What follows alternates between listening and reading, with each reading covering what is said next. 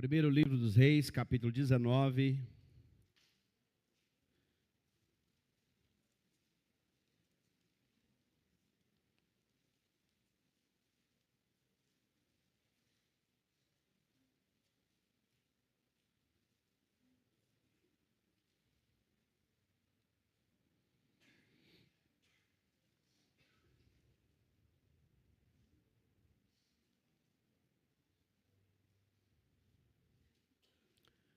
Quantos encontraram, digam amém. Estarei lendo, queridos irmãos, do verso 1 até o verso 9, de início, para a nossa meditação nessa noite. Diz assim a palavra do Senhor: Ora, Acabe contou a Jezabel tudo o que Elias tinha feito e como havia matado todos aqueles profetas à espada. Por isso, Jezabel mandou o mensageiro Elias para dizer-lhe que os deuses me castiguem com todo rigor, se amanhã nessa hora eu não fizer com a sua vida o que você fez com a vida deles. Elias teve medo e fugiu para salvar a vida. Em Berseba de Judá, ele deixou o seu servo e entrou no deserto, caminhando um dia. Chegou a um pé de giesta, sentou-se debaixo dele e orou pedindo a morte. Já tive bastante, Senhor, tira a minha vida. Não sou melhor que os meus antepassados. Depois se deitou debaixo da árvore e dormiu. De repente um anjo tocou nele e disse: levanta-se e coma. Elias olhou ao redor e ali junto à sua cabeça havia um pão assado sobre brasas quentes e um jarro de água. Ele comeu, bebeu, deitou-se de novo. O anjo do Senhor voltou, tocou nele e disse: levanta-se e coma, pois a sua viagem será muito longa. Então ele se levantou, comeu e bebeu. Fortalecido com aquela comida, viajou 40 dias e 40 noites, até chegar a Horebe, o monte de Deus. Ali entrou numa caverna e passou a noite. Amém? Oremos. Pai querido, estamos diante da Tua palavra. Tua palavra, Pai querido, que é viva, que é eficaz, inerrante, mais penetrante do que uma espada de dois fios. E a nossa oração nessa noite, Pai querido, é que o Teu Espírito Santo, que a inspirou, possa nessa noite iluminar nossas mentes e corações. E que todas as mentes e ouvidos estejam cativos à Tua palavra. E que o Teu Espírito Santo fale poderosamente aos nossos corações. Que essa noite, ó Pai, seja uma noite de cura.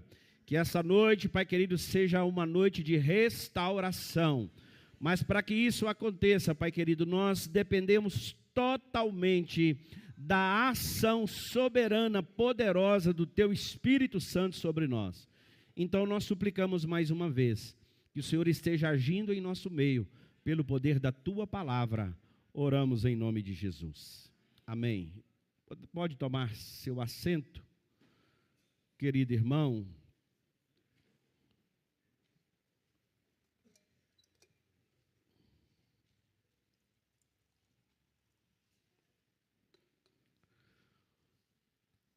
Irmãos, eu quero começar essa mensagem, esse sermão nessa noite, com uma pergunta individual, uma pergunta para cada um de vocês. E é necessário que você responda essa pergunta para você mesmo nessa noite. Como estão as suas emoções? Como está a sua saúde emocional? De 0 a 10, qual a nota que você daria para as suas emoções nesta noite?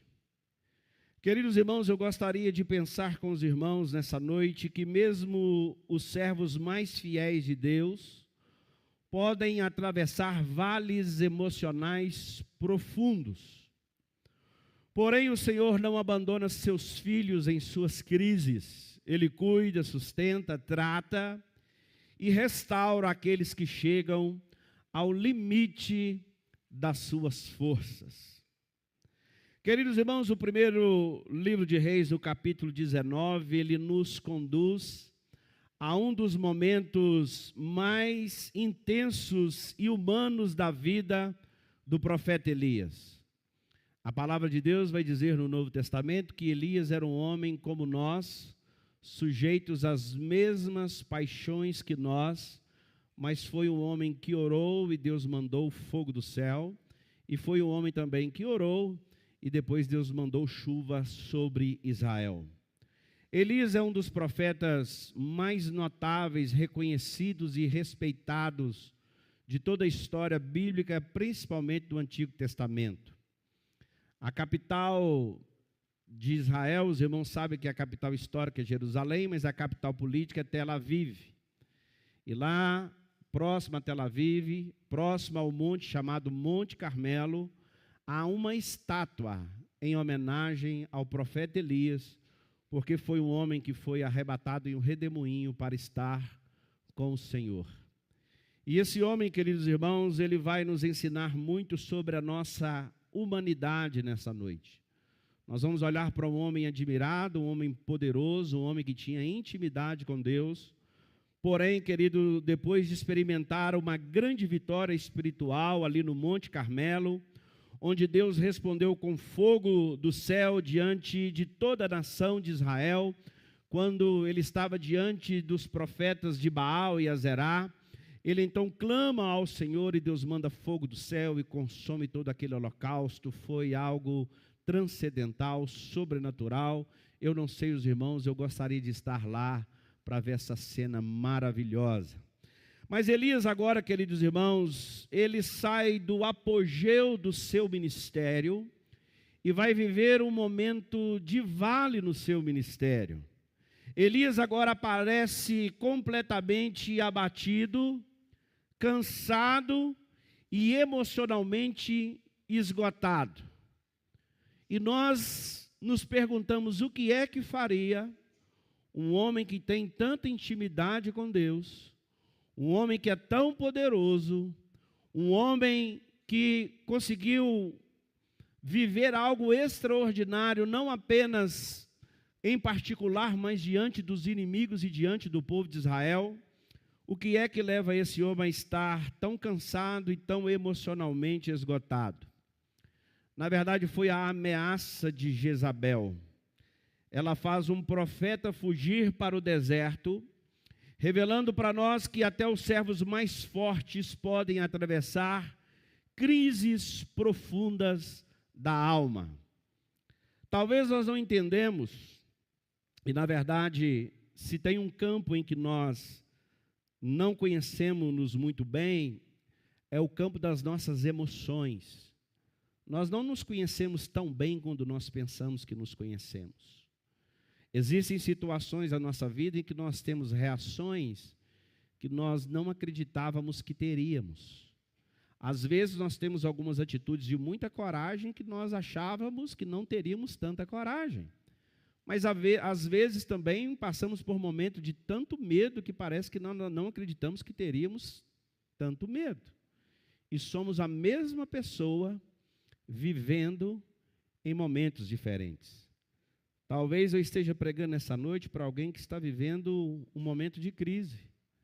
Talvez eu esteja pregando para alguma pessoa que está vivendo um momento como Elias, cansado e emocionalmente esgotado, ao ponto de a ameaça de uma mulher, que nesse momento era uma Sidônia, Jezabel, era casada com Acabe. Acabe era rei de Israel e a Bíblia diz que ele foi o pior rei de Israel. Ele foi pior do que todos os seus antepassados. Além de tudo, se casa com Jezabel, uma Sidônia idólatra que servia a Baal, a Azerá. E essa mulher é tão terrível, você deve se lembrar da história da vinha de Nabote, quando essa mulher vai tirar ali a vida de Nabote por causa de uma vinha. Certa vez eu ouvi um pastor dizer que Jezabel era tão endemoniada que não era nem o diabo que entrava nela, não, era ela que entrava no diabo e virava uma bagunça. De tão terrível que era essa mulher, e é com essa mulher que Acabe vai casar. Eu abro um parêntese aqui, se permite, meus irmãos, estamos no mês da família. Cuidado, você que pensa em se casar. Um casamento pode ser uma bênção na sua vida, mas ele pode detonar com a sua vida. Um cônjuge pode ajudar você a trilhar caminhos maravilhosos, mas ele pode fazer você estagnar e não dar um passo. Então, depois de entregar a sua vida a Jesus, a preocupação maior que você precisa ter na sua vida é com quem você vai se casar. Isso é uma responsabilidade muito grande, muito importante. Mas, fecha parêntese, continuando, o contexto histórico, queridos irmãos, daquela época era extremamente pesado. Israel vivia de idolatria, corrupção espiritual e perseguição aos profetas do Senhor, ao ponto de Deus chamar Elias e dizer que Elias se apresentasse a Acabe e dissesse que não mais choveria sobre aquela terra. Esse seria um castigo, porque aquele povo havia abandonado o caminho do Senhor e, de fato, agora não choveu sobre aquela terra, no mínimo durante 3 anos.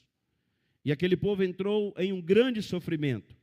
Mas Elias agora, queridos irmãos, carregava praticamente um peso sobre os seus ombros. Ele carregava sozinho o peso de defender a verdade de Deus em uma nação distante da aliança que eles deveriam ter com Deus. E toda aquela pressão acumulada, ela agora explode dentro dele. Ele vai viver agora o que nós chamamos de a gota d'água que faltava para derramar.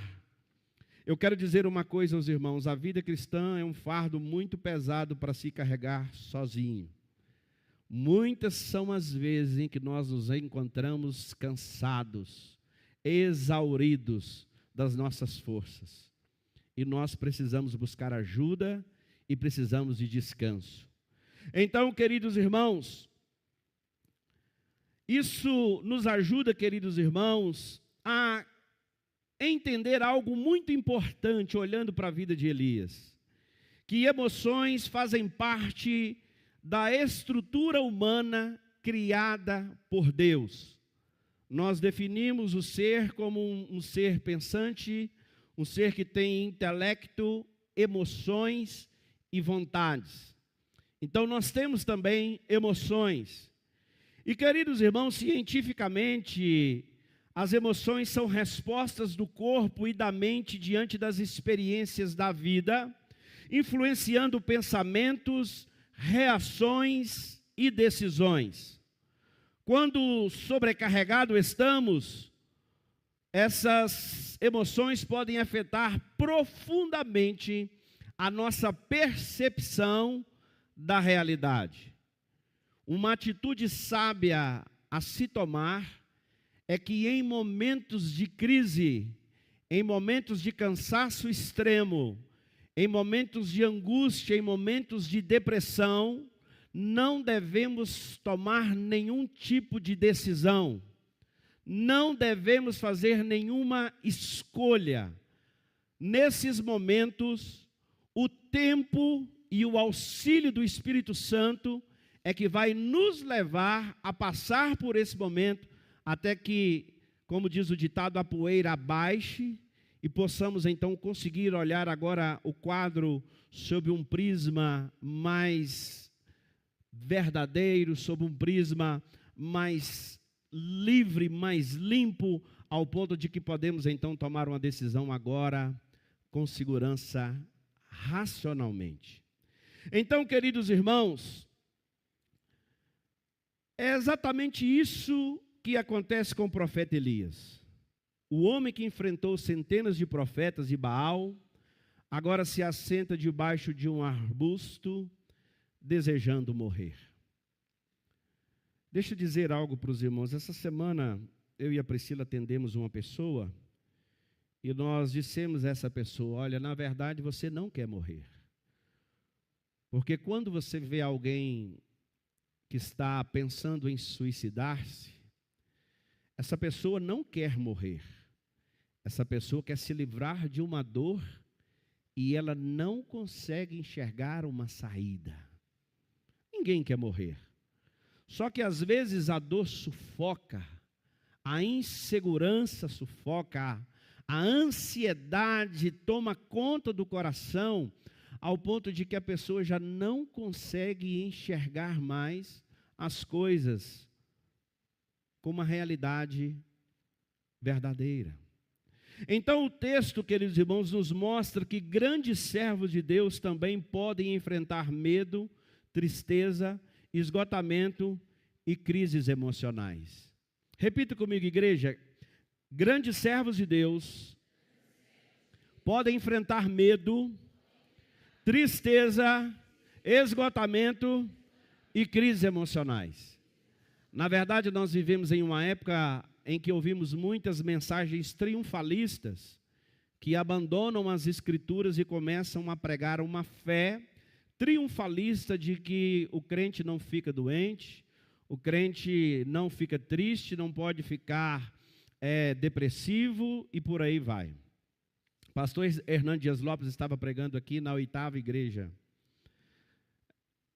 presbiteriana aqui em Belo Horizonte, e ele estava pregando sobre depressão, e ele explicou naquele sermão que depressão pode ter vários motivos. Eu já preguei aqui sobre depressão, fatores endógenos, exógenos, externos, internos. São muitas as coisas que podem levar uma pessoa à depressão, e que um crente, um servo de Deus também pode enfrentar a depressão, que é a chamada pressão para baixo. E aconteceu algo não muito natural naquele culto, ainda mais na igreja presbiteriana, em que alguém fez algo que não é muito natural, porque dentro da liturgia de culto, o momento da mensagem é um monólogo, onde alguém fala e outras pessoas ouvem. Mas aquela mulher não aguentou, se levantou e disse para o pastor Hernando Dias Lopes: é um absurdo isso que o senhor está pregando. Porque como pode alguém cheio do Espírito Santo ficar doente? E ele respondeu imediatamente: mas como pode alguém cheio do Espírito Santo usar óculos? Como pode alguém cheio do Espírito Santo ter câncer? Como pode alguém cheio do Espírito Santo ficar gripado? Como pode alguém cheio do Espírito Santo ter dor na coluna? Como pode alguém cheio do Espírito Santo ter depressão? Ou seja, queridos irmãos, nós não estamos em uma bolha, sabe, onde nós estamos aí imunes aos sofrimentos dessa vida. Nós somos gente, e se você não tiver a compreensão de que você é gente, mais cedo ou mais tarde você vai surtar. Eu, como pastor, irmãos, eu tenho que fazer um malabarismo incrível para não surtar. Porque as pessoas tentam provar para mim mesmo de que eu sou herói. Eu sei que eu não sou e nunca quero ser. Mas as pessoas pensam que nós somos heróis e somos até imbatíveis. E que por isso estamos prontos para qualquer coisa. Irmãos, se tem algo que eu admiro nas Escrituras Sagradas, quando nós falamos em cristologia, é quando nós encontramos com a humanidade de Cristo. O Cristo, o Filho de Deus, teve fome, teve sede, teve cansaço e teve profunda angústia ali no Getsêmani, revelando para mim e para você de que nós não somos máquinas. Eu sei que o diabo aproveita de algumas situações. É claro que há casos de depressão, por exemplo, que é provocado por um espírito maligno, mas não necessariamente em todos os casos. Mas nós precisamos estarmos atentos a isso, queridos irmãos, da nossa humanidade, de entender que Deus nos usa da forma que nós somos. Deus não usa gente perfeita. Amém, igreja? Deus não usa gente perfeita, Deus usa pessoas imperfeitas, até porque não existe gente perfeita. Então, queridos irmãos, o texto então nos mostra que grandes servos podem passar por essas lutas, mas a beleza dessa passagem está no fato de que Deus não abandona Elias no deserto. O Senhor se aproxima dele com graça, com cuidado e com restauração. Quem sabe talvez Deus não te trouxe aqui nessa noite para começar na sua vida um trabalho de cuidado e de restauração. E ao olhar para a experiência de Elias, nós aprendemos verdades profundas sobre como Deus nos ensina a cuidar das nossas emoções nos dias mais difíceis da nossa caminhada. Em primeiro lugar, cuide das suas emoções antes que o cansaço distorça a sua visão da vida. Amém, irmãos? Cuide das suas emoções antes que o cansaço venha, queridos irmãos, distorcer a sua visão da vida. E eu fico notando isso. As cosmovisões. Nós olhamos para o mesmo ambiente, para a mesma igreja, para as mesmas pessoas, e algumas pessoas têm visões diferentes da mesma coisa. Olhamos para a mesma coisa e alguns têm posições otimistas. Alegria, louvado seja Deus. Como Deus tem operado no nosso meio. Como vida tem sido restaurada, temos problemas sim, mas Deus, como diz o 112, vencendo vem Jesus. Isso é uma pessoa olhando para a mesma igreja. E já outra pessoa que olha para a mesma igreja e diz, olha, isso aqui é fogo de palha. É muita gente vazia. Isso aqui não está com nada. Aonde é que está a diferença se olhamos para a mesma coisa com um olhar diferente? É porque alguns estão bem espiritualmente. A sua visão está límpida. Mas alguns estão doentes. E quem está doente, queridos irmãos, só enxerga coisa ruim. Alguém aqui fica bem-humorado o dia que levanta em casa com mal-estar, com diarreia, com vômito? Alguém fica bem-humorado? Não fica. Aquele dia você quer que passa logo. E nada te anima naquele dia. Então, queridos irmãos, cuidado para que o cansaço e o sofrimento e a tristeza e a angústia e talvez até a depressão não distorça a sua visão da vida. Você vai ver coisas que ninguém está vendo. O cansaço nos leva a ver fantasmas e fantasmas não existem. Tem muita gente vendo fantasma onde não tem, porque está cansado, está doente, precisa de ajuda e às vezes quer ajudar. E o texto diz, queridos irmãos, que Elias teve medo e fugiu para salvar a própria vida. Isso nos impressiona porque estamos falando do mesmo homem que havia enfrentado Acabe, Jezabel e os profetas de Baal sem recuar. Elias estava num ponto tão fulminante da sua vida, em que ele, quando os profetas de Baal clamam sobre aquele altar, se cortam e nada acontece, ele começa a zombar. Porque se tem uma coisa que precisa ser feita, é zombar de falso profeta. E ele começa a dizer para eles, olha, te dizer uma coisa, ele é um Deus, talvez ele está ocupado com muita coisa. Talvez Baal esteja viajando, grita mais alto. Grita mais alto, porque tem gente que acha que ganha no grito. Então Elias chega ali e dá uma lição diante deles. Mas deixa eu dizer algo para os irmãos. Agora, esse mesmo Acabe, que estava tão cheio de coragem, esse mesmo, aliás, desculpa, os irmãos, o Acabe, Deus me livre. Esse mesmo Elias, agora o medo domina o seu coração. O profeta vai para o deserto, ele deixa o seu moço, olha para os irmãos ver, quando ele chega em Berseba de Judá, ele deixa o seu servo, ele vai ficar sozinho. Ele senta-se debaixo de um arbusto e pede, Senhor, eu já tive o bastante, Senhor, tira a minha vida. Deixa eu fazer uma pergunta para os irmãos. Em algum momento da sua vida, você já orou pedindo a Deus para tirar a sua vida? Em algum momento da sua vida, eu já. Foi um momento de muito desespero. Foi um momento em que eu não conseguia enxergar as coisas espiritualmente. Eu estava doente fisicamente e essa doença física tomou a minha mente, tomou a minha alma, ao ponto que eu não conseguia mais olhar para a vida e ver sentido nas coisas. Eu já contei aqui para os irmãos que quando eu resolvia chorar, para não escandalizar a vizinhança que não era cristã, eu ia para dentro de um guarda-roupa. Dentro do guarda-roupa eu trancava a porta por dentro e ali eu chorava, porque eu podia berrar à vontade, que ninguém iria ouvir. Eu sei o que Elias estava vivendo. Eu sei o que Elias estava passando. Observem, queridos irmãos, como o esgotamento emocional altera completamente a percepção de Elias. Isso é algo tão louco, que ele poderia estar agora super feliz com o que aconteceu. Mas muitas das vezes nós nos entristecemos, nos angustiamos porque nós criamos perspectivas e expectativas humanas, mas que não são as de Deus. Você quer se frustrar, é você criar expectativa humana.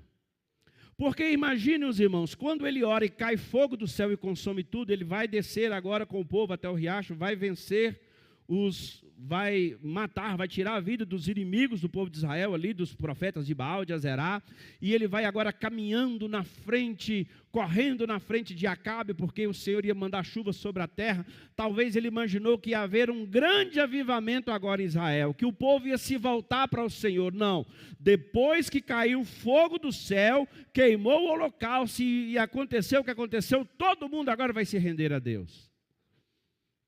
E não foi isso que aconteceu. Jezabel dobrou a aposta. Matou os meus profetas. Amanhã, dentro de 24 horas, quem vai morrer é você. A expectativa de Elias não foi alcançada. Tem muita gente se frustrando porque cria expectativas, queridos irmãos. Sabe, vai para o fantástico mundo de Bob, vai para Nárnia, vai para não sei para onde, mas não consegue compreender as coisas de Deus, como é que elas funcionam. Deixa eu dizer uma coisa para os irmãos. Hoje nós estávamos falando aqui na EBD sobre o milagre que Jesus fez em Marcos, no capítulo 2, quando desceram aquele paralítico, carregado por 4 homens diante de Jesus. E eu sei que no coração de alguns pairaram, por que hoje não acontece, pastor, tantos milagres naquela época? São muitas as respostas. Primeiro, que precisaria de confirmar aquilo que Isaías disse: o Espírito do Senhor é sobre mim e me ungiu para curar os cansados, os oprimidos. Jesus de fato curou muita gente, que João vai escrever no capítulo 21, que nem todos os livros da terra seria suficiente para anotar todos os milagres que Jesus fez. Muitos milagres aconteceram no período apostólico e muitos milagres acontecem hoje. Mas por que não acontece tanto milagre como naquela época? Sabe por quê? Porque hoje nós já vivemos o tempo da revelação bíblica. Hoje nós já vivemos a revelação do amém do Apocalipse. E talvez alguém pense: pastor, mas se tivesse mais cura, mais milagres, mais pessoas entregariam a sua vida a Jesus. Irmão, nem fogo do céu fez o povo de Israel se voltar para Deus. Só há uma maneira, Lucas, de alguém ir a Jesus Cristo, é se ele for convencido pelo Espírito Santo de Deus. Pode fazer cair fogo do céu. Aliás, no último dia vai ter gente que vai falar: Senhor, no seu nome nós expulsamos demônios, fizemos cair fogo do céu. E ele vai dizer: apartai-vos de mim, eu não vos conheço. Irmãos, olha aqui para mim. Cuidado com a pirotecnia. Nem tudo que reluz é ouro. As nossas emoções são muito importantes. Como é bom se alegrar com o nascimento de um filho. Como é bom se alegrar com tantas coisas boas que a vida nos apresenta. Às vezes choramos como perdemos alguém, elas fazem parte da nossa vida, mas nós precisamos sermos seres racionais. Em tudo que nós fizermos, nós precisamos de buscarmos a razão. E queridos irmãos, como nós olhamos agora para o Elias, esgotado, que lá no Carmelo ouviu as pessoas dizer: o Senhor é Deus. E agora vai dizer: eu não aguento mais. E são a mesma pessoa. A exaustão emocional, irmãos, faz gigantes espirituais enxergarem a vida através das lentes do desespero. Cuide das suas emoções. Se Elias passou por um momento em que desejou a morte, quem somos nós? Lá na minha terra boa, eles dizem o seguinte: quando você vê a barba do vizinho pegando fogo, coloca a sua de molho. Já ouviram esse aí, por aqui também? Ouviram? Mas veio de lá, porque lá é muito mais filosófico do que aqui. E o que isso quer dizer para nós? Isso quer dizer para nós que quando nós olhamos para o exemplo de Elias, que era um homem com tanta intimidade com Deus, eu sei que a maioria aqui ora muito mais do que Elias, faz cair mais fogo do que Elias, né? De vez em quando os corvos alimentam vocês, lá em Querite, de vez em quando você chega na casa de uma viúva, ela, né, e multiplica as coisas. Eu sei que isso acontece com todo mundo aqui. Mas se isso aconteceu com o nosso colega Elias, nós precisamos de tomar cuidado. Cuide das suas emoções. E eu quero desmistificar uma coisa aqui, que se tivesse como a câmera dar um zoom aqui em mim agora, era até bom. Presta atenção numa coisa, cuidado com o triunfalismo. Remédio, médico, psiquiatra, psicólogos são graça de Deus. Eu não estou dizendo que esses homens vão resolver tudo na sua vida, não, mas Deus é que deu eles, como graça. Presta atenção numa coisa. Jesus diz assim, o médico não veio para os sãos, senão para os...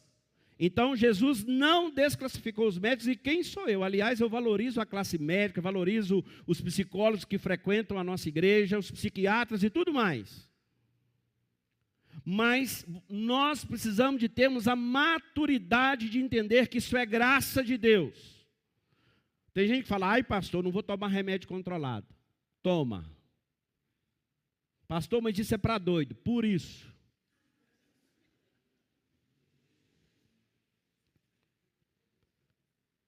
Desmistifique.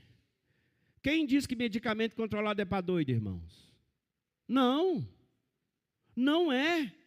É claro que existem psicotrópicos de todos os níveis, mas às vezes você vai precisar de uma ajuda psicológica, vai precisar de um medicamento. Se a sua cabeça dói, você não toma dipirona. Se as suas costas dói, você não toma um Dorflex.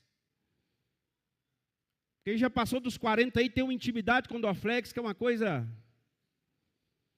Amém ou não amém, irmãos? Quem tem Dorflex em casa aí, levanta a mão.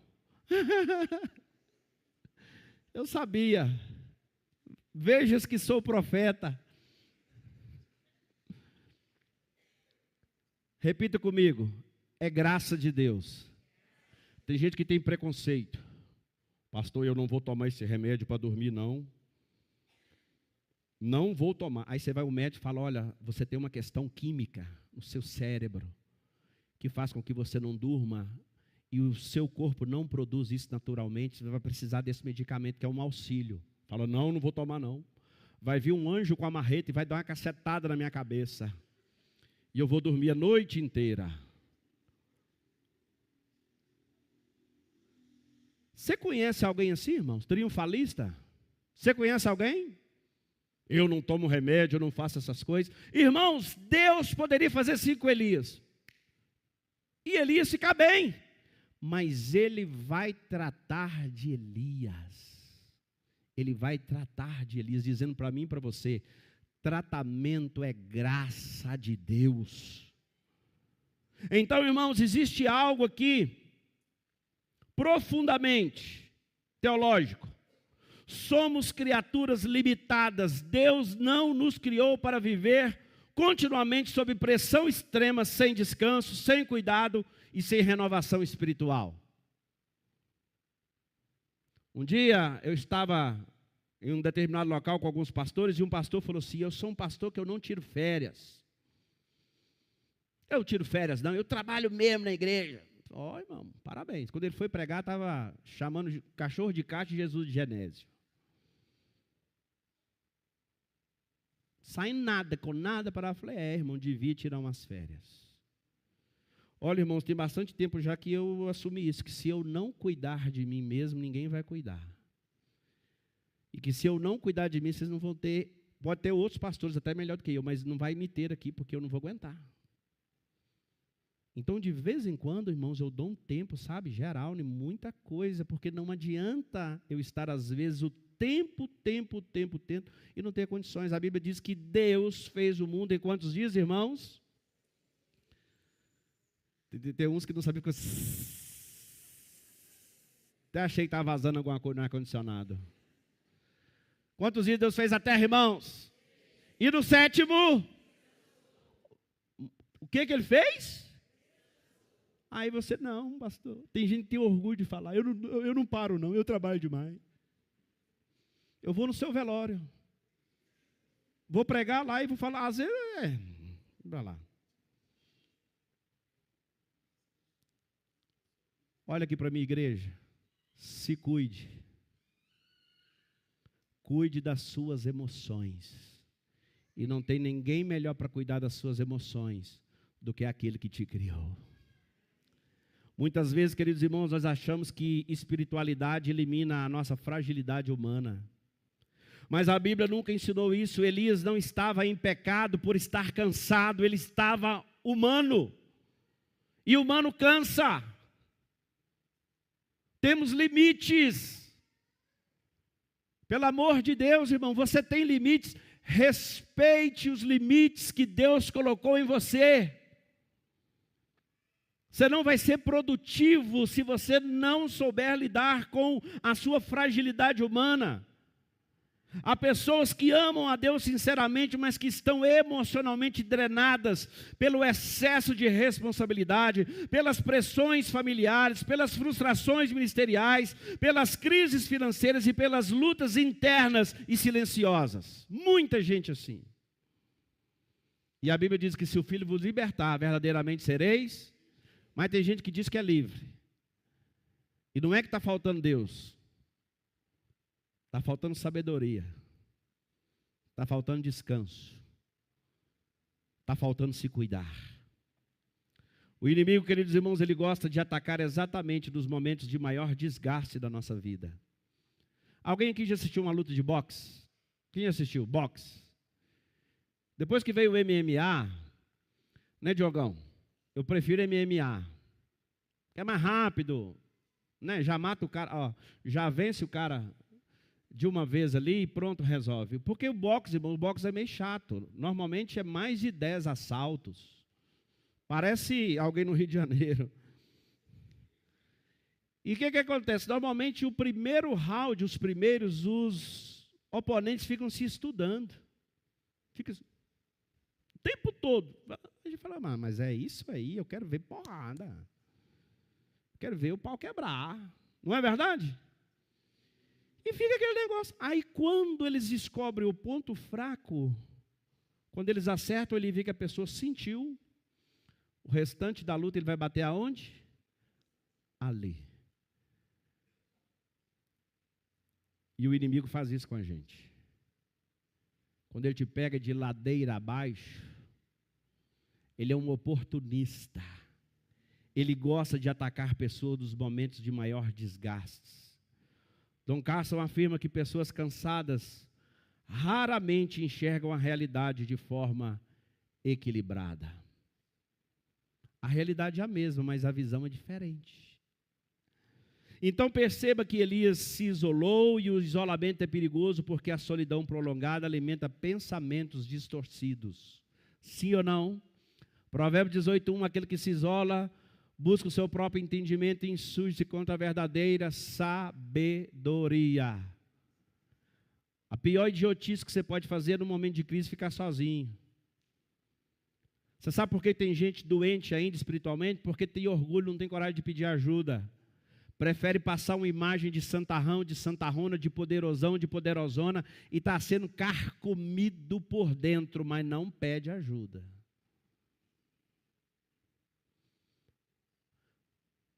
Orgulhoso. E diga assim comigo, igreja, orgulho é pecado. Amém, irmãos? Peça ajuda. Deus nos fez totalmente dependentes dele, mas também dependentes uns dos outros.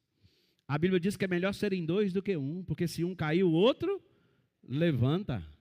Amém, irmãos? Os irmãos sabem como que eu gosto de pescar, né? É a minha terapia, é o lugar que eu vou, que eu esqueço de toda a raiva que vocês me fazem.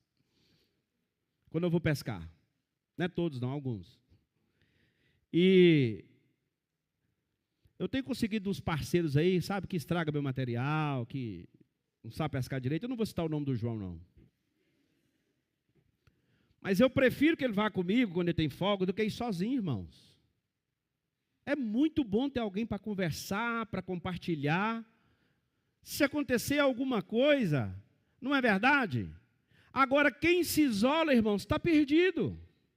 Em qualquer ambiente, qualquer parte da sua vida, se você se isola, então eu estou aqui hoje para te dizer, busque ajuda se você está precisando. Seja ela espiritual, seja ela física, seja mental. Mas se cuide, cuide das suas emoções, porque gente grande como Elias caiu, gente pequena como nós pode cair. Então, queridos irmãos, o coração cansado começa a acreditar que não há saída, que não há esperança ou que não há futuro. E o profeta que antes via fogo do céu, agora só consegue enxergar a própria dor. Como que o sofrimento faz a gente ficar cego, né? Eu imagino, João, se fosse eu e você, nossos papos lá. Eu e o João, estava lá no Monte Horebe, aí caiu fogo, aí eu e o João pescando. Rapaz, você viu? Você viu? Que vergonha, né? Pois é, rapaz, os profetas clamaram, se cortaram, não aconteceu nada. Mas na hora que nós oramos, eita glória! Benção demais, com o fogo do céu, cara. Olha que coisa. Mas quando a gente está mal, a gente esquece daquilo que é bom que Deus fez. Parece que o que Deus fez não tem importância nenhuma. Que pecado, né, irmãos? A gente esquece com muita facilidade das coisas boas que foram feitas e só começamos a enxergar o mundo com um pessimismo terrível. E deixa eu dizer uma coisa aqui para os irmãos nessa noite. O mesmo Deus que fez, Ele faz e fará em nome de Jesus. Ele é o mesmo ontem, hoje e eternamente. Precisamos entender que cuidar das emoções também é uma responsabilidade espiritual. Há momentos em que precisamos reconhecer nossos limites, descansar, pedir ajuda, abrir o coração diante de Deus. Nem sempre o problema é falta de fé. Às vezes é apenas uma alma cansada, carregando peso demais, sozinho. Quando as emoções não são cuidadas, até os maiores homens de Deus podem perder temporariamente a clareza da esperança. Em segundo lugar, cuide das suas emoções, lembrando que Deus trata você com graça, não com condenação. Amém, irmãos? Deus trata nós como? Eu falei sobre Pedro aqui semana passada, que foi restaurado. Jesus poderia dar um grande sermão em Pedro, mas Ele prefere restaurá-lo. É assim que Deus trata com nós. Ele conhece a nossa humanidade. Nós, às vezes, não respeitamos a nossa humanidade, mas Ele conhece os nossos limites e nos trata com graça. Dos versículos, queridos irmãos, 5 até o 8, nós encontramos isso. Nós vemos Deus tratando, cuidando de Elias. Olha para os irmãos verem aí, verso 5. Depois se deitou debaixo de uma árvore e dormiu, e de repente um anjo tocou nele e disse: levanta-se e coma. Elias olhou ao redor, e ali junto à sua cabeça havia um pão assado sobre brasas quentes e um jarro de água, e ele comeu e bebeu e deitou-se de novo. O anjo do Senhor voltou, tocou nele e disse: levanta-se e coma, pois a sua viagem será muito longa. Então ele se levantou, comeu e bebeu, e fortalecido com aquela comida, viajou 40 dias e 40 noites até chegar a Horebe, o monte de Deus. Essa, queridos irmãos, é uma das partes mais belas desse texto. Elias está deitado, esgotado, querendo morrer, e o que Deus faz? Deus não repreende Elias. Deus não humilha Elias. Deus não abandona Elias. O Senhor envia um anjo para cuidar dele. E o texto diz que o anjo toca em Elias e lhe oferece pão assado e água. Olha que interessante, irmãos. Deus poderia resolver essa situação de uma forma sobrenatural. Quantos creem que Ele poderia resolver, sim ou não? Ele já poderia resolver tudo ali, mas Ele vai tratar com Elias, queridos irmãos. Ele vai fazer ali uma terapia com Elias. Uma das coisas que Ele vai fazer é levar para ele pão assado e água. Vai levar comida. Olha a semelhança com o sermão da semana passada, quando Pedro e os discípulos foram buscar no mar aquilo que Deus já tinha preparado para eles. Elias está fugindo e Deus está dizendo para ele: Elisa, acorda aí, porque quem cuida de você sou eu. Esquece de Jezabel, quem cuida de você sou eu. E queridos irmãos, isso é extraordinário. Deus começa tratando o físico antes de tratar o espiritual, porque o Senhor sabe que um corpo esgotado afeta profundamente as emoções. Amém ou não amém, irmãos? Amém ou não amém? 4 de junho, tem aí o top, né? Sola Gratia, dos legendários. Eu ainda não subi ainda. E eu sei que o povo lá alimenta, mas não alimenta muito, não. Acho que todo mundo já sabe. A gente não sabe muita coisa de lá, mas isso aí acho que a gente tem certeza. Suas emoções lá vão ficar boas para serem trabalhadas. Então, por que o Senhor vai trabalhar? Porque o Senhor sabe que um corpo esgotado afeta profundamente as suas emoções. Eu acho bonito o trabalho que os homens estão fazendo aqui na madrugada. Muito bonito. Eles levam comida primeiro, depois palavra. Amém, irmãos? Que adianta você chegar lá e falar que Deus te abençoe, te guarde e te ajude, que o Senhor levanta um homem de Deus que traga comida para você. Não, primeiro ele chega com comida. Primeiro vai ajudar aquela pessoa que está ali exaurida, às vezes fora de casa, com problemas às vezes psiquiátricos, com problemas familiares, a pessoa está arrasado, aí você chega e quer que ele esteja com a sua cognição perfeita para ouvir o evangelho. Não, dá uma comidinha para ele. Eu até fiz uma proposta aos homens, a gente começar a oferecer também um banho, trocar as roupas da pessoa, fazer essa pessoa se sentir bem. Já conversei com o João falou que corta o cabelo deles. É isso, por quê? Porque primeiro você vai restaurar ali o físico, a identidade da pessoa, para que ele esteja pronto para receber o tratamento. E é isso que Deus vai fazer aqui, queridos irmãos.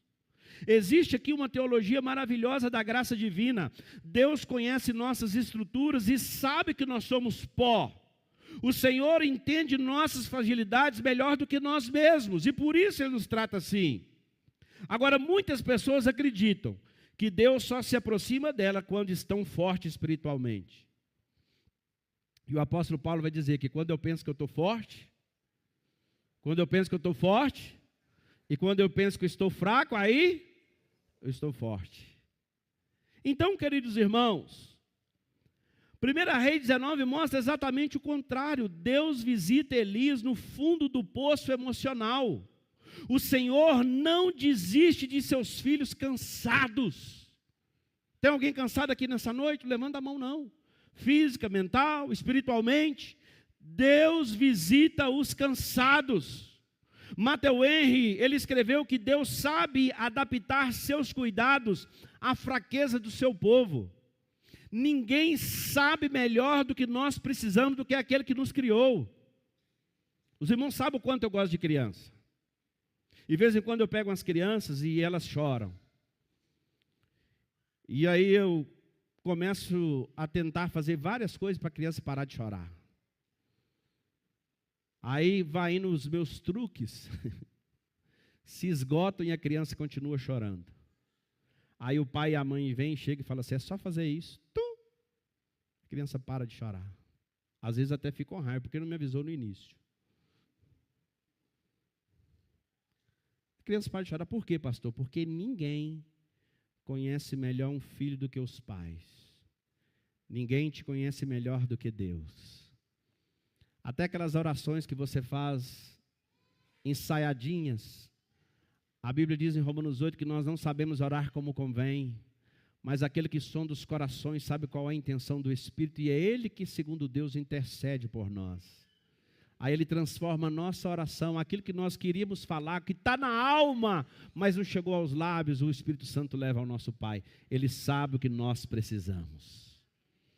Você quer fazer uma oração sábia? Fala: Senhor, não me dê aquilo que eu acho que eu preciso, me dê aquilo que o Senhor sabe que é melhor para mim. E Ele sempre vai nos dar o melhor. Então, queridos irmãos, observe também a paciência divina. O anjo alimenta Elias 2 vezes, ele alimenta e vai dormir de novo. E aí é que está um problema aqui. Tem gente que pensa que descansar é ser preguiçoso.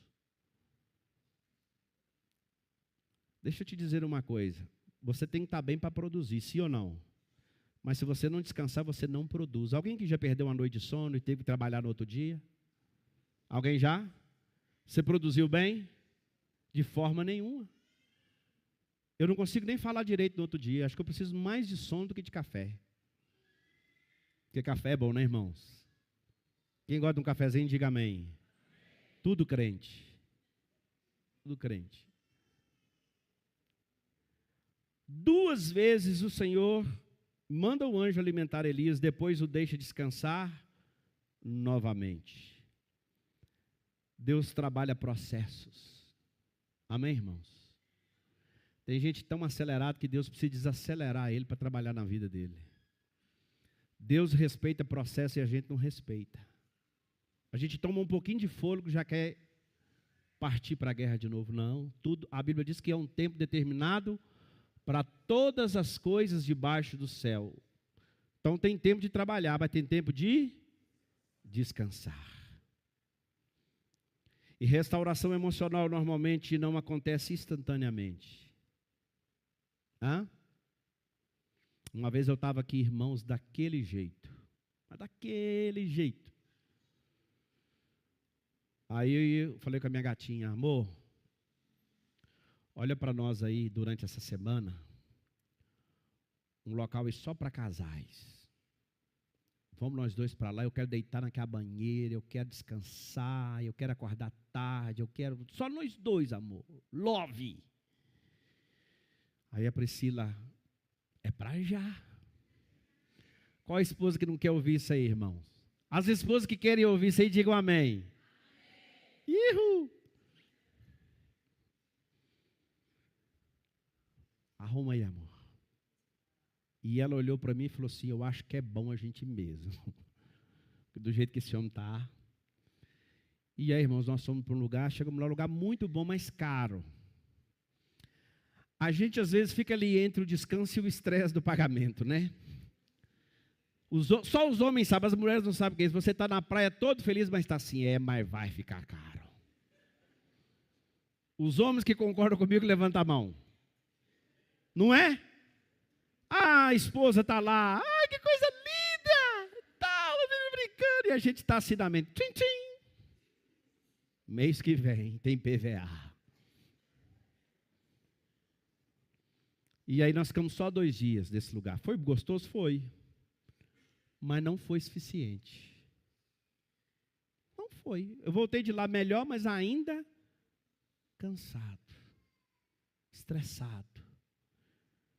E Deus trabalha em processos. Restauração emocional não acontece instantaneamente. A gente precisa de tempo.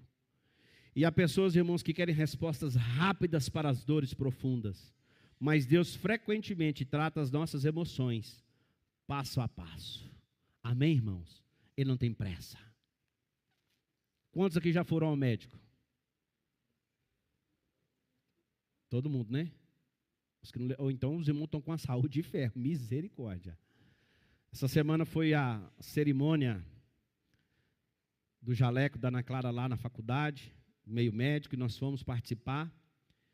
E entre as autoridades que estavam à mesa e estavam ali fazendo seu pronunciamento, o prefeito de Itabira foi falar.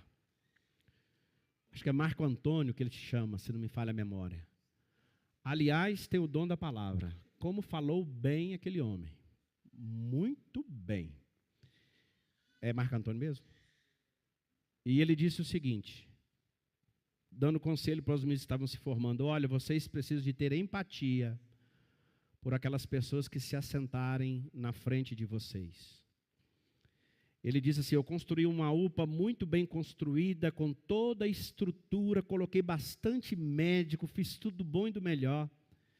E um dia eu resolvi fazer uma visita àquela UPA e eu quis perguntar como é que estavam as coisas, e algumas pessoas deram nota abaixo de 6.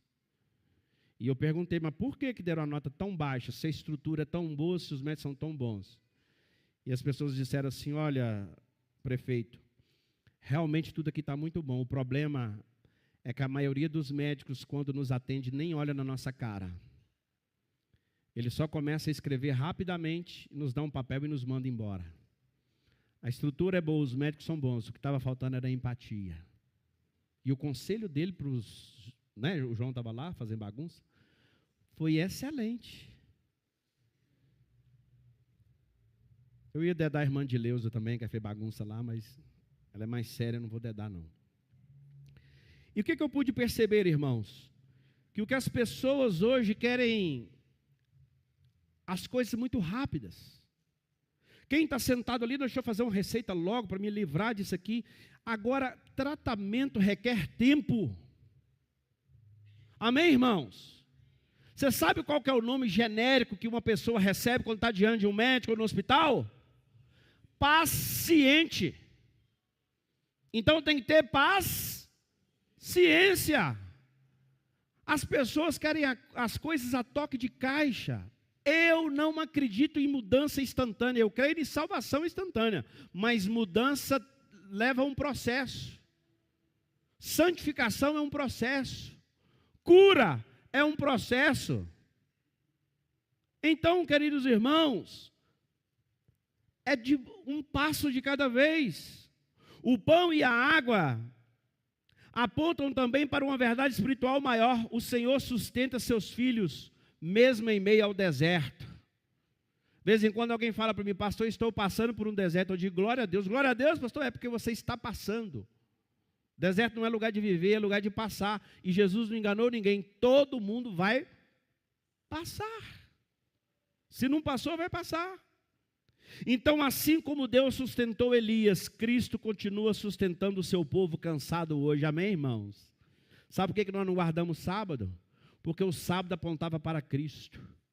Jesus disse assim, venham a mim todos os que estão cansados e oprimidos e sobrecarregados, e eu vos darei descanso.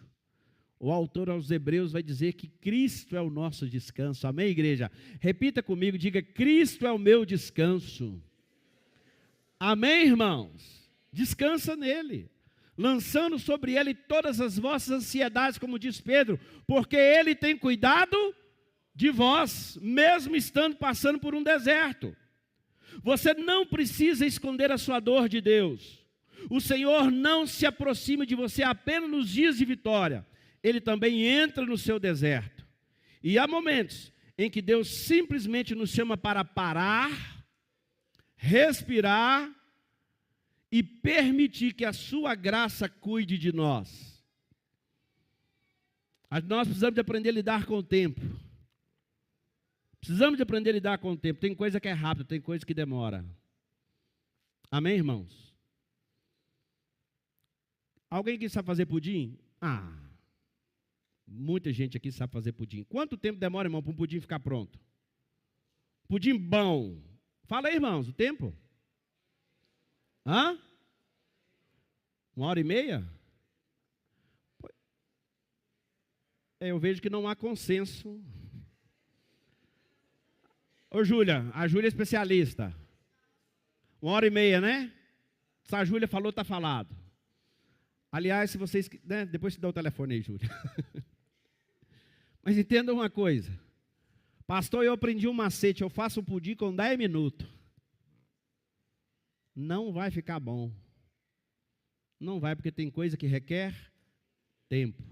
Aliás, irmãos, para você ser um servo de sucesso, no sucesso que nós dizemos não na esfera terrestre, mas do céu, vai levar tempo.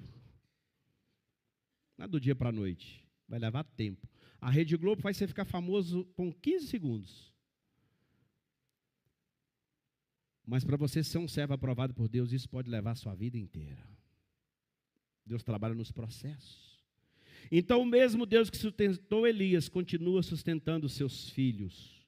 Deus não abandona seus filhos no esgotamento, Ele sustenta com graça no meio do deserto. E terceiro e último, cuide das suas emoções, entendendo que o deserto não é o fim da sua história. Amém, irmãos? As pessoas têm uma mania de colocar um ponto final, onde Deus só colocou uma vírgula. Quem é bom de português aí que sabe o significado da vírgula?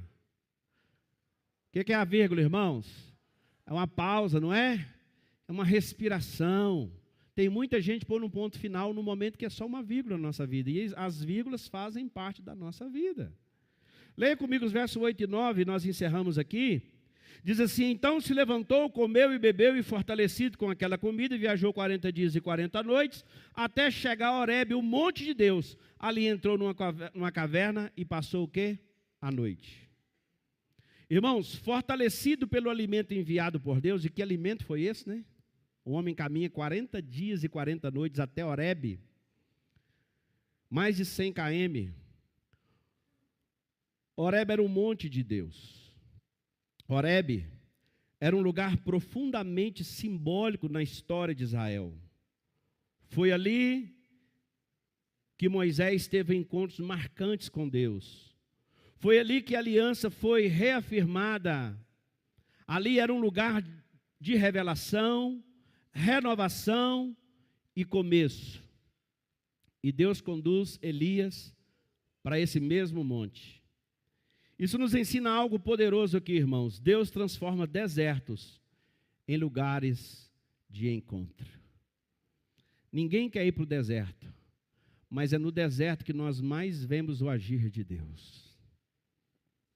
Quando está tudo muito bem, às vezes nós não percebemos, mas quando a gente vai para o deserto, quando a gente vai para o fundo do poço, é que nós começamos a contemplar o agir de Deus. Os irmãos sabem, foram 40 anos no deserto.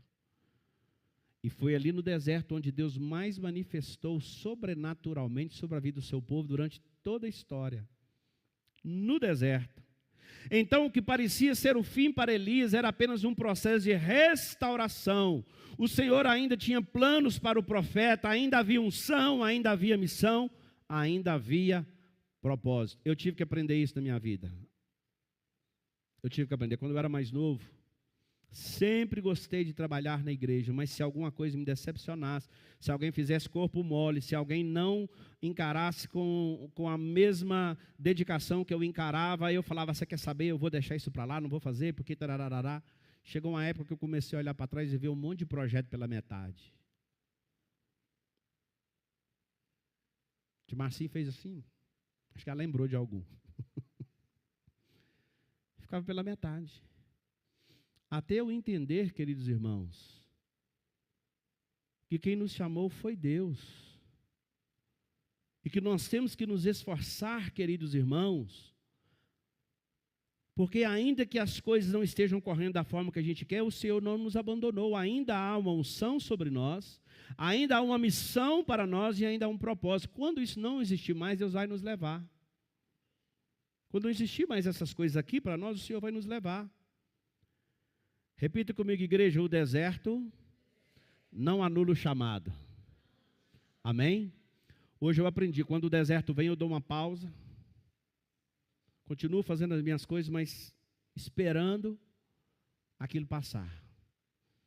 Eu já brinquei muitas vezes aqui que tudo passa, né, irmãos? Que piada ruim suas, irmãos.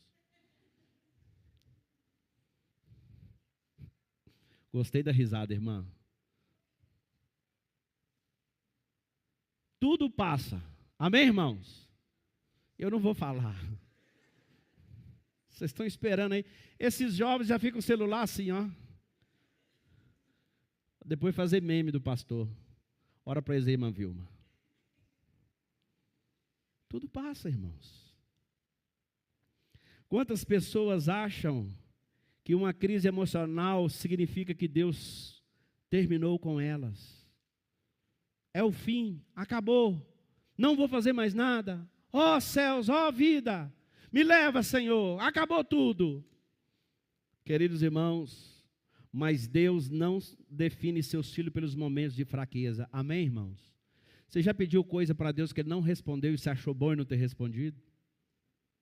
Eu mesmo já pedi para Deus me levar, Ele não me levou, falou, Deus, valeu, hein?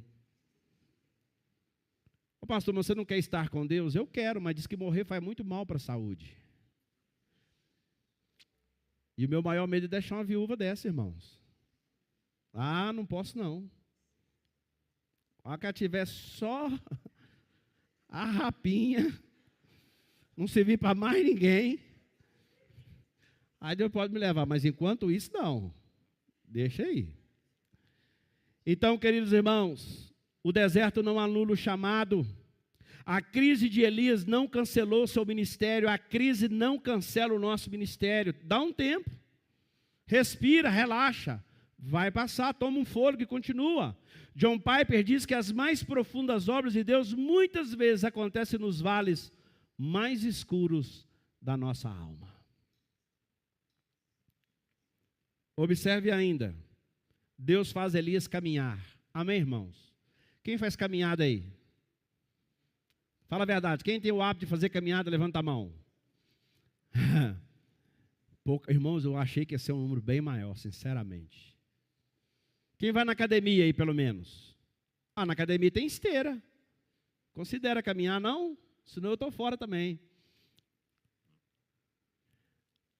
Sabe uma coisa que eu descobri, irmãos? Eu não posso parar de ir na academia.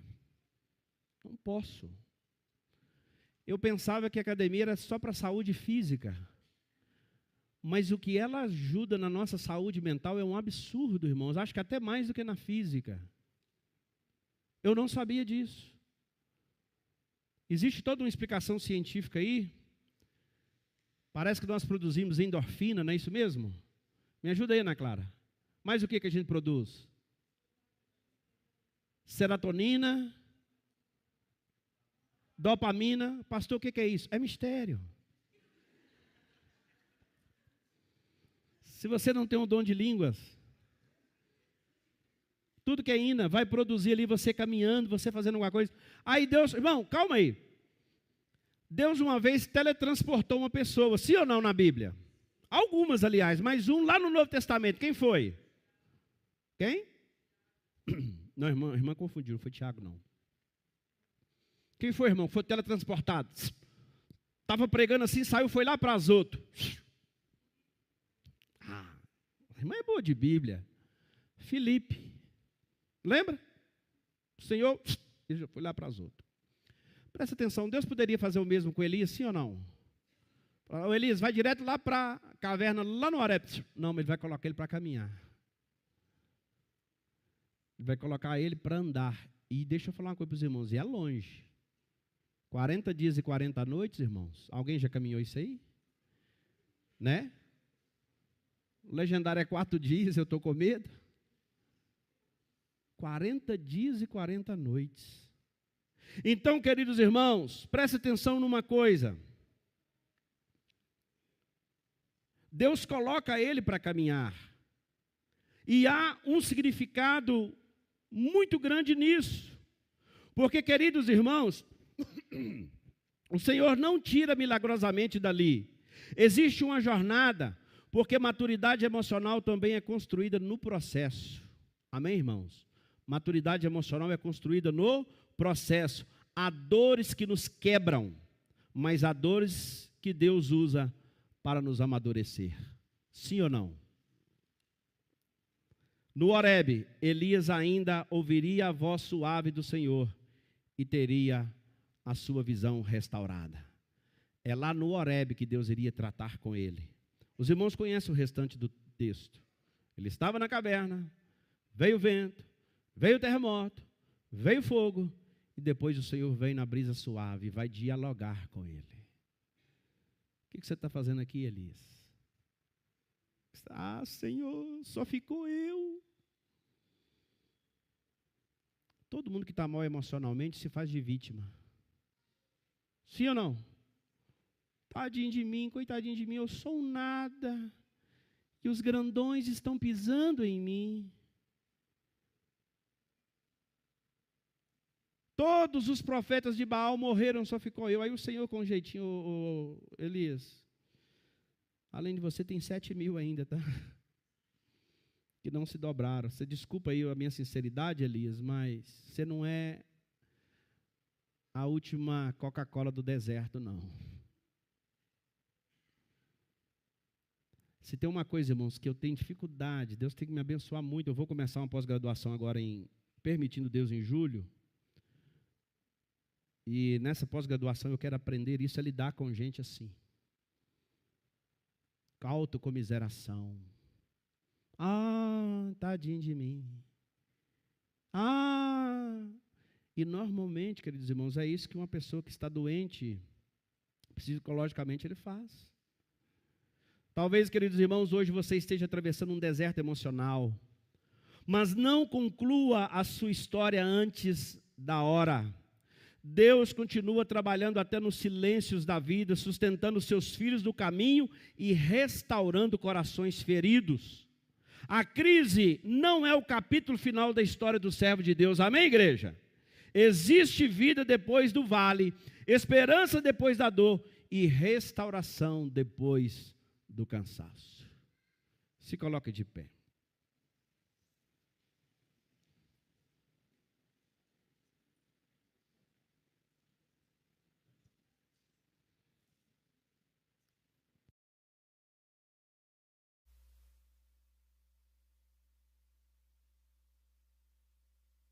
Os olhos. Eu quero te convidar para a gente orar junto nessa noite. Só você sabe responder como é que estão as suas emoções. Só você sabe dizer como é que você está. E 1 Reis 19 nos ensina que até os homens mais espirituais podem enfrentar dias de profundo cansaço emocional.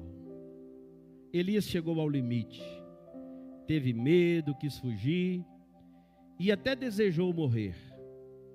Mas Deus não o abandonou no deserto.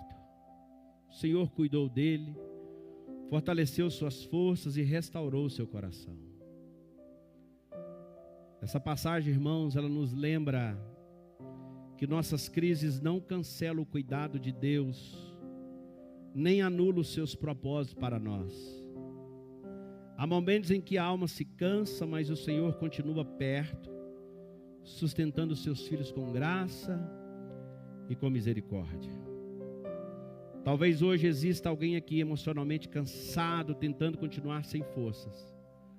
Saiba que Cristo continua chamando os cansados para perto dele. O Deus que restaurou Elias continua restaurando vidas hoje. Cuide das suas emoções, mas acima de tudo, permita que Deus cuide do seu coração. Eu não vou chamar ninguém à frente, eu não quero expor ninguém. Mas eu quero convidar você a colocar a mão no teu coração agora. E eu quero convidar você para orar comigo agora. Eu quero convidar você para nós guerrearmos espiritualmente. Eu quero convidar você para nós irmos em uma audiência na sala do trono com o Todo-Poderoso e suplicar a Ele juntos que traga cura. Suplicar a Ele junto que todas essas dores que a vida tem lhe apresentado sejam curadas em nome de Jesus.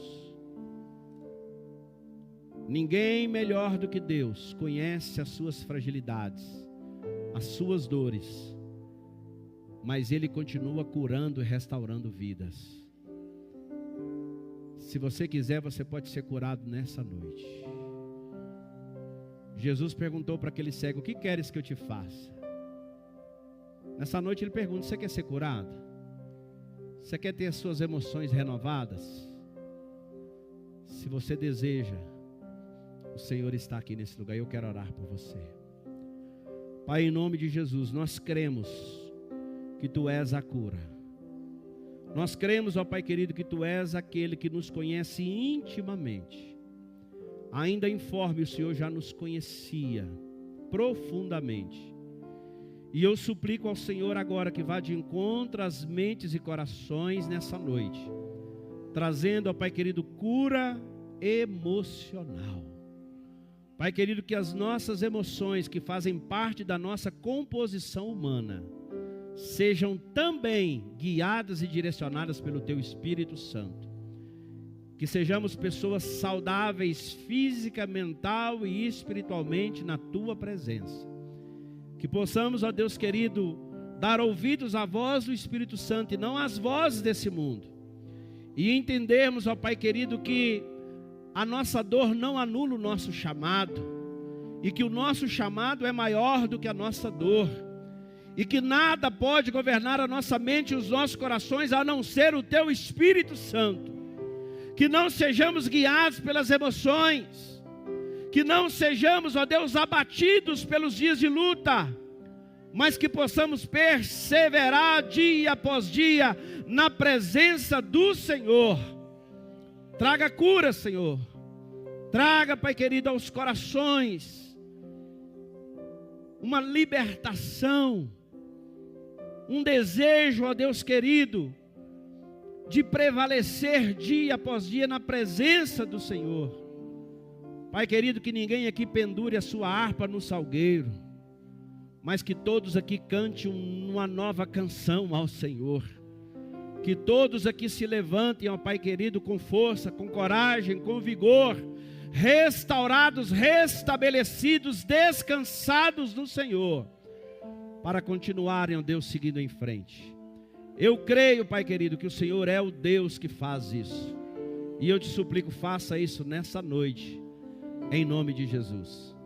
Que a graça do nosso Senhor Jesus Cristo, o amor do Pai, a doce comunhão e as consolações do Espírito Santo de Deus esteja com cada vida aqui presente, desde agora para todos sempre. O povo de Deus diz...